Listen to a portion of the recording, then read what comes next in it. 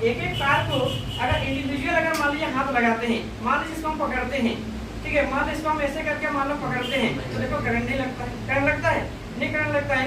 फिर इसको अलग से भी अगर हम हाथ लगाते हैं, जब इसको पकड़ते हैं तो इसमें भी देखो करंट नहीं लगता है। अब क्या करते हैं, ठीक है, नहीं लगेगा, देखो देखो आराम से देखो पकड़ करके रखे हैं, देखो ऐसे में हम क्या बोले। अब देखो इसको भी देखो, इस साइड वाला देखो अलग अलग पकड़ते हैं।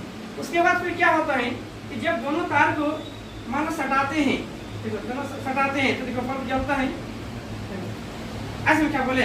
अब दोनों को हम एक ही साथ पकड़ना चाहते हैं, ये दोनों तार को जो होता है देखो एक साथ, यहाँ देखो एक साथ पकड़ना चाहते हैं देखो, लेकिन देखो करंट नहीं लगता है, ठीक है। ऐसा क्यों होता है कि इस तार में और इस तार में पोटेंशियल डिफरेंस है, इसलिए बल्ब तो जलता है।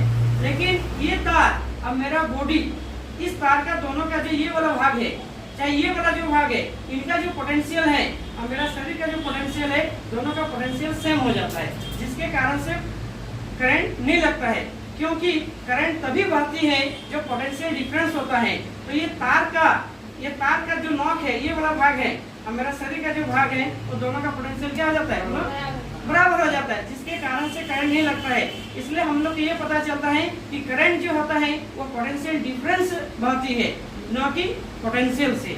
इसलिए जब भी दोनों को सटाते हैं तो याद रखना, इसमें क्या होता है कि दोनों तार में पोटेंशियल डिफरेंस है, इसलिए बल्ब जलता है, ऐसा समझ में। लेकिन जब एक एक तार करके जब ऐसे करके हाथ लगाते हैं, ऐसे कर लगाते हैं, तो इसका पोटेंशियल, मेरा शरीर का पोटेंशियल सेम। मान लेते हैं कि मेरा 220 है और इसका भी 220 है, तो करंट नहीं लगेगा।